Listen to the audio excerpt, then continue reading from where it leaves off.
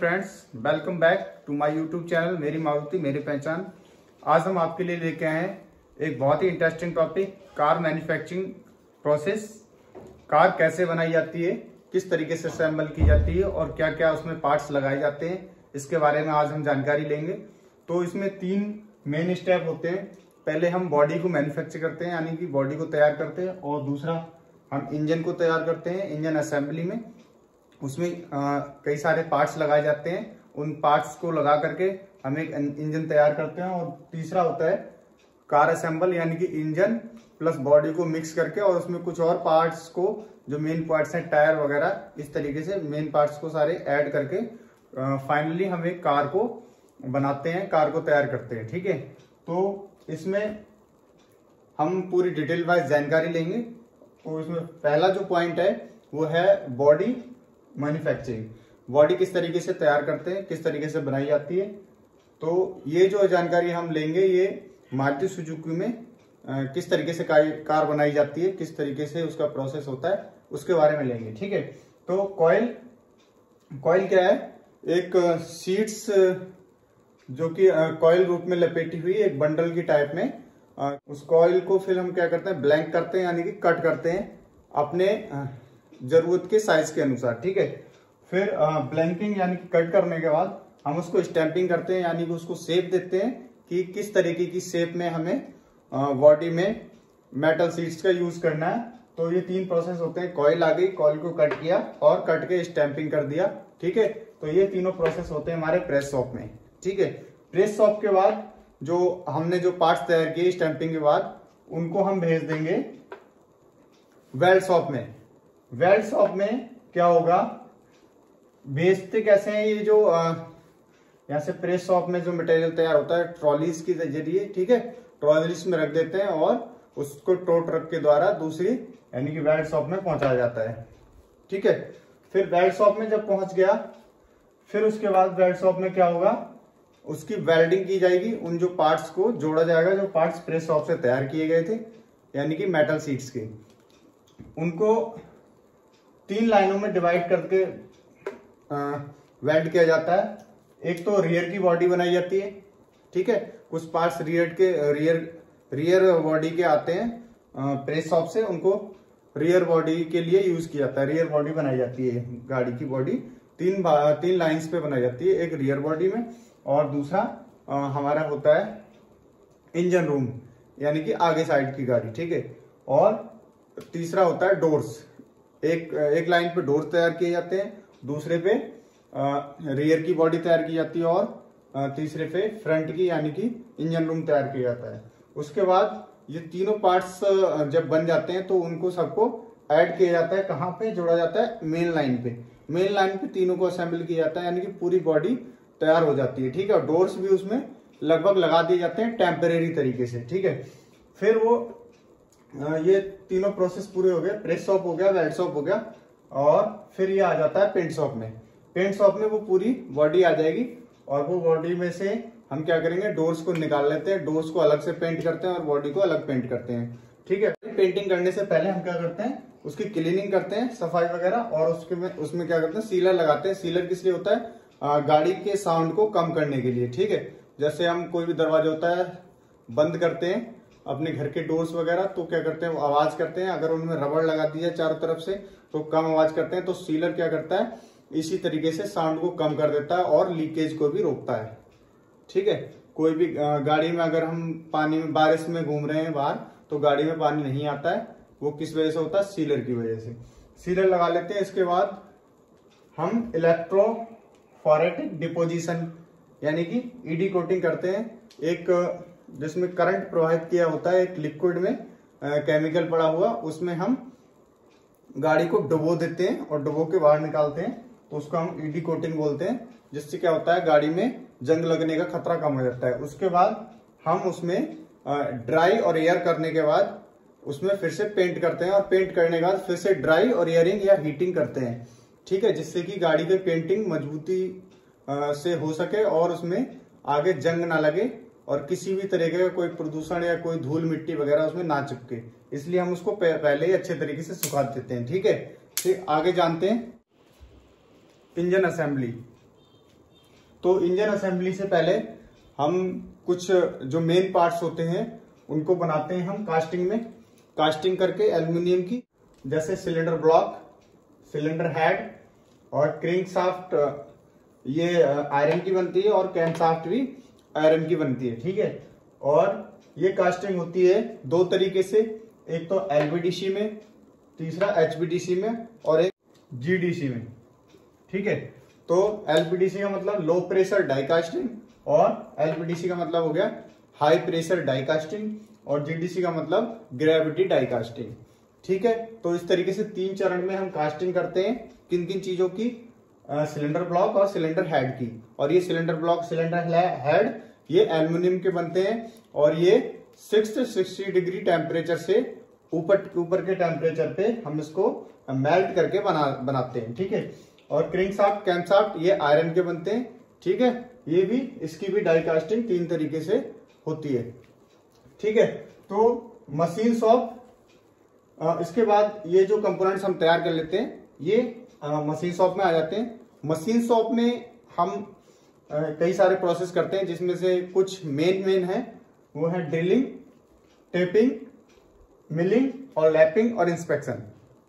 ठीक है, तो ड्रिलिंग में हम क्या करते हैं, होल करते हैं इंजन में, इंजन के ब्लॉक में या सिलेंडर हेड में, जहां जहां पे हमने होल करने हैं, जहां जरूरत है होल करते हैं और फिर उसके टेपिंग करते हैं। उसमें हम चूड़ियां बनाते हैं जिससे कि हम नट बोल्ट कुछ उसमें कस सकें। ठीक है, कोई भी पार्ट हमें उसमें बाद में इंजन के पार्ट जब हम उसमें असेंबल करेंगे तो नट बोल्ट हम उसमें लगाएंगे तो फास्टनर्स उसमें लगा सके, इसलिए हम उसमें चूड़ियां बना देते हैं, टैपिंग कर देते हैं। उसके बाद मिलिंग होती है।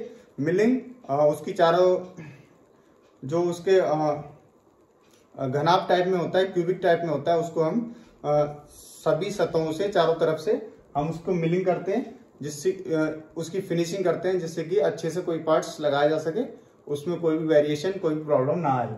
ठीक है, उसके बाद हम उसका इंस्पेक्शन करते हैं कि जो भी हमने ये जितने भी ऑपरेशंस किए हैं ये सारे ओके हैं या नहीं है। ठीक है, फिर ये सारे जब ऑपरेशंस ओके हो जाते हैं तो मशीन शॉप से कंपोनेंट ओके हो जाता है। उसके बाद ये सारे कंपोनेंट्स कौन कौन से? Cylinder block, cylinder head, crank shaft and cam shaft, ये चारों चीजें कहाँ आ जाती हैं? इंजन असेंबली में। फिर इंजन असेंबली में ये चारों मेन पार्ट्स जो हैं, इनके ऊपर हम बाकी सारे पार्ट्स को असेंबल करते हैं, जिनमें से कुछ मेन पार्ट्स हैं alternator, flywheel, timing chain, piston ring और कनेक्टिंग रॉड और fuel injector, general, starter motor, exhaust valve और इंटेक वाल्व।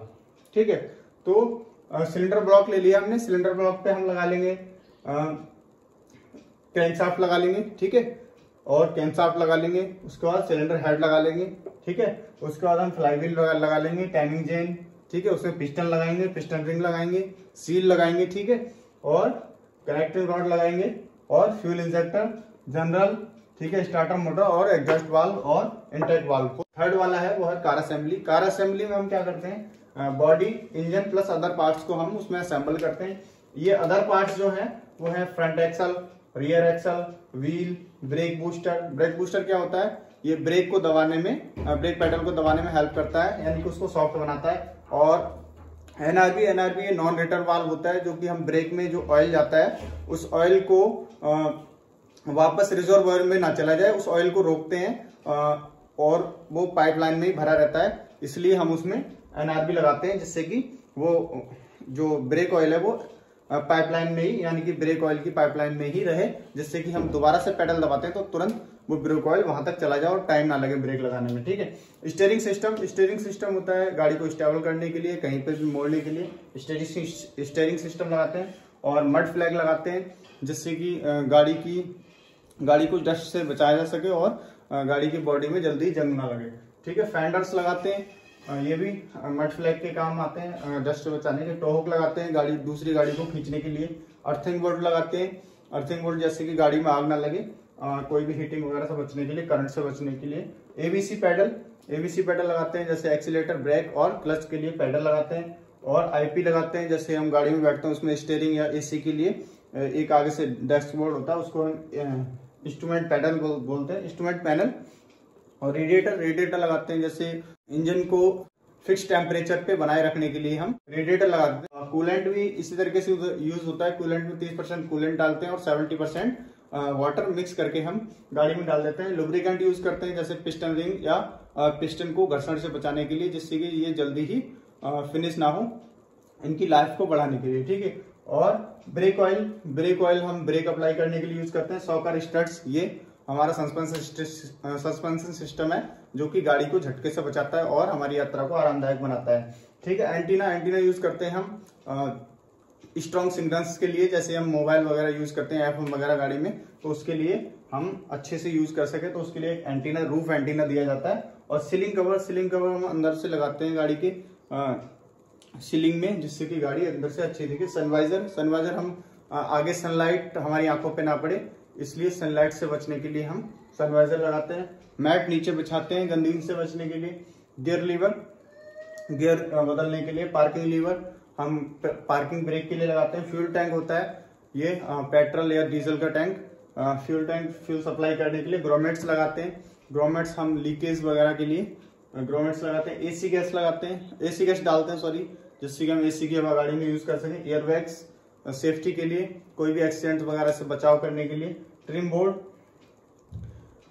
बोर्ड ये कुछ कंपोनेंट्स इसके ऊपर लगाए जाते हैं, इसलिए ट्रिम बोर्ड का यूज होता है। सीट बेल्ट यूज होती है, ये भी सेफ्टी के लिए है, कोई भी झटके वगैरह से बचाने के लिए, एक्सीडेंट से सेफ करती है ये सीट बेल्ट। सेंसर्स लगाते हैं, सेंसर्स कोई भी हीट वगैरह है उसके लिए ये पहले ही बता देता है, या कोई भी पार्ट्स वगैरह खराब होने वाला है तो उसके बारे में सेंसर्स हमें जानकारी देते हैं, ठीक है। तो जैक इसमें रखते हैं, स्क्रू जैक वगैरह, जैसे कोई भी टायर वगैरह अगर कुछ भी पंचर हो गया है तो उसको हम दोबारा से चेंज कर सकते हैं। उसके लिए स्क्रू जैक गाड़ी में रखते हैं। एक स्टेपनी रखते हैं, अगर एक टायर खराब है तो दूसरा लगा लेंगे, ठीक है। ईसीएम होता है इंजन कंट्रोल मॉड्यूल, जैसे कि इंजन में क्या क्या प्रॉब्लम आ रही है उससे हम ईसीएम से ट्रैक कर सकते हैं, ठीक है। और ये जो सारे जो पार्ट्स हैं ये कहाँ पे असेंबल होते हैं? कार असेंबली में, यानी कि असेंबली में। और इसमें बॉडी, इंजन और अदर पार्ट्स, ये सारे मिक्स करके कार का निर्माण होता है, कार मैन्युफैक्चरिंग की जाती है। और ये सारी चीजें जो असेंबल होती हैं वो 3 लाइनों पे होती हैं, एक तो ट्रिम में, दूसरी चेसिस में और तीसरी फाइनल में, ठीक है। इन तीनों चरणों में मिलाकर के तीनों लाइनों पे ये गाड़ी बना करके फिर हम इस गाड़ी को भेज देते हैं बीआई में। बीआई वाले गाड़ी को अच्छे से चेक करते हैं, कोई पार्ट्स लूज तो नहीं लगा हुआ है, या कोई गलत तो नहीं है, या कोई मिस तो नहीं है। तो इस तरीके से वो सारी चीजें चेक करके फिर फाइनली वो गाड़ी को पास करते हैं। और अगर कोई प्रॉब्लम है तो उस गाड़ी को दोबारा से रिपेयर कराते हैं और या फिर पार्ट्स चेंज करवाते हैं। और अगर ये बीआई से गाड़ी पास हो जाती है तो फिर हम भेज देते हैं जीसीए में। जीसीए एक ऐसा डिपार्टमेंट है जो गाड़ी को कस्टमर के नजरिए से चेक करता है।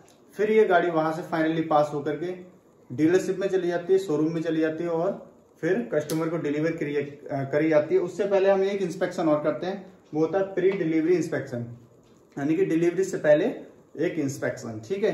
तो ये था आज के लिए कार मैन्युफैक्चरिंग प्रोसेस। और अगर आप लोगों को ये वीडियो अच्छा लगा हो तो वीडियो को शेयर करें, लाइक करें, सब्सक्राइब करें और मिलते हैं नेक्स्ट वीडियो में। थैंक यू, बाय बाय, चाओ।